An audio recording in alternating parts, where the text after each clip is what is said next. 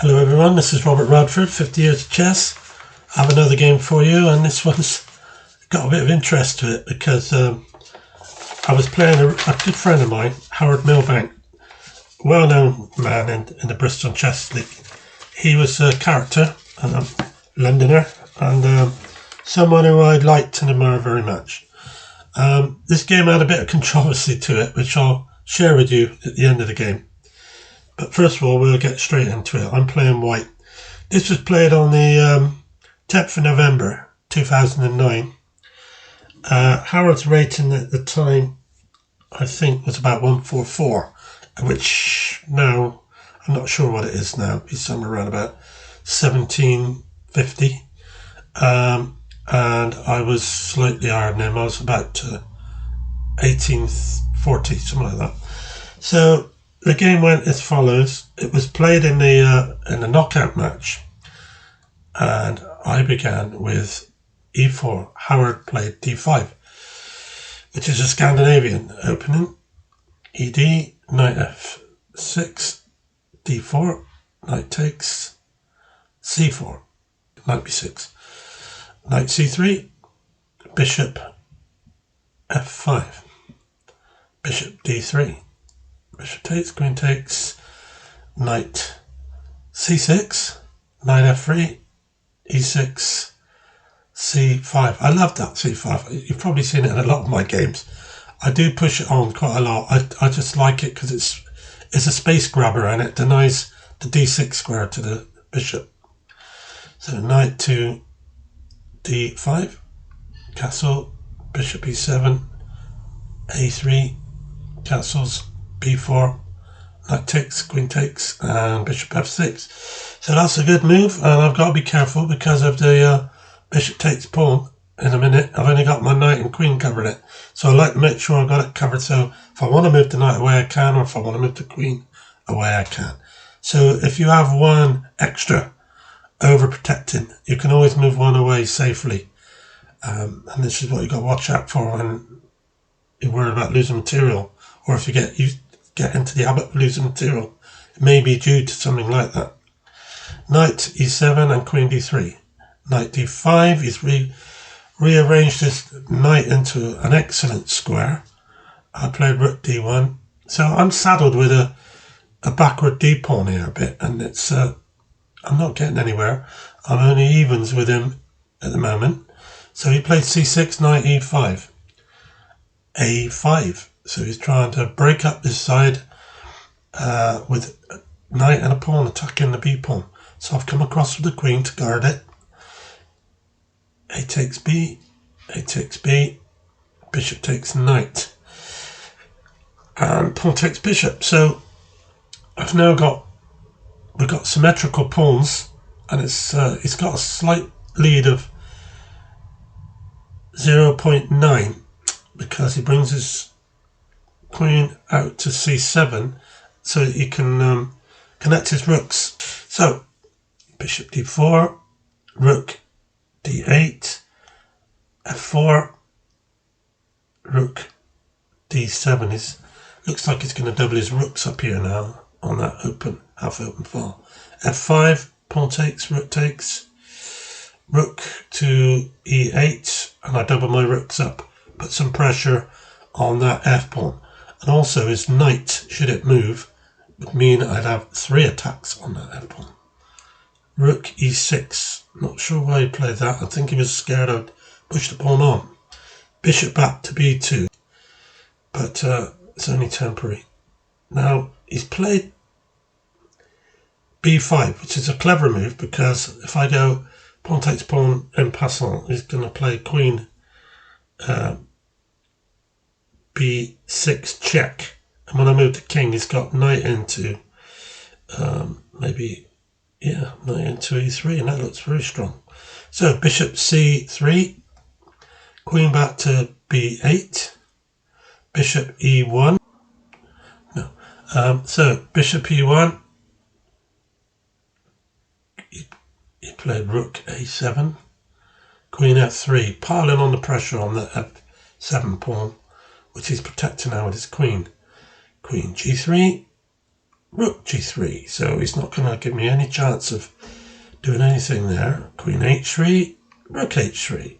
So yeah, he's making it clear if I want to draw it's there. Queen f3, he's put the rook back to where it come from. Good old Howard, he's not one of these who's somebody who you don't know what he's going to do. He usually can tell what he's going to do. Queen into d4, protecting that pawn. King h8, that's a waiting move. He's just moving it there, it's a waiting move. See what I do.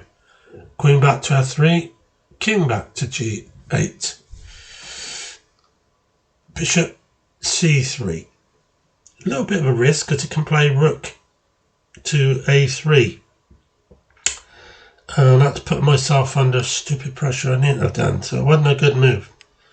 It's given him a 0.6 after queen to f8. But I was able to get the rook onto the a1 spot because I've covered it with a bishop. So he's gone queen a8, rook takes, queen takes, and then h3 so that he doesn't get me in a check on at any time on the back rank. g6, rook g5. So queen a3 is now doing with the queen what I said he might do with the rook earlier. So I brought the bishop back, meaning that if he wants queen swap, he can have it. Queen takes, pawn takes. Now he's attacking my rook on g5. So I've gone back to g4, protecting that pawn on b4. King g7, rook e4. h5, king f7. I'm starting to get my king in the game now because we're into endgame now. Rook e7, f4, rook e8, rook e1. There'd be a lot of jostling and moving around here because this is what happens in these sort of positions. They're a bit still, but on the other hand, you can't afford to go make any mistakes at this stage. He went back to rook e6 and I went rook e1. Rook back to e8, rook a7, rook e7. You want to see if I would swap off or not. But his knight on d5 is excellent. So his knight is much better than my bishop at this time. Rook a8, rook d7. So I've got behind that pawn to attack it, and he's put the bishop there. But the rook there, sorry, on c7. But so rook c7, and I played here rook d8. Now he can't go back to d7 with his rook, which is why I played it. So that's good because I can come in on rook onto d6 and have a permanent attack on that pawn on c6, locking his rook in, or he'd have to go back knight to e7 to protect it, one of the two. And at this stage, we had been playing rather fast because we got into time trouble. Not so much me, but very much Howard. And Howard was running out of time. And in those days, we played what was known as the where we send the games up for a German. They weren't decided on the clock.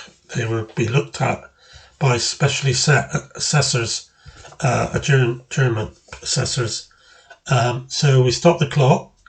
We wrote down our diagram of our position, and we recorded the time left on the clock. I had 4 minutes and 3 seconds, and Howard had 2 seconds. 2 seconds left on his clock, and he stopped the clock instead of claiming a draw on German. So yes, it is drawn, absolutely, but not according to the clock when he's only got 2 seconds. He will only be able to make one move and the game's over. He'd never be able to do it. So the game was sent off, and it came back as a win for me because they said there's still lots of play in the game and you have to carry on. You cannot just claim it and stop the clock, because in the last 5 minutes you were always able to stop the clock. If you thought the game was drawn, you could press the clock and say, I'm claiming the draw on the German position. But the assessors would look at it, and the person who assessed the game saw it the way I did, and that was, there's no way you can win with only 2 seconds on the clock. There was no increment or anything like that. Once that clock went to 0, that was the end. And sorry for Howard losing that one, but it was an interesting game with a spectacular finish. Very controversial. No animosity or anything, because we were good friends. It was quite funny actually what he did, but I thought he'd try his luck, I guess. I don't know, but anyway, the game came back as a win for me, and so I was quite happy about it. So thank you everyone. I'll be with you again with some more chess soon. Bye.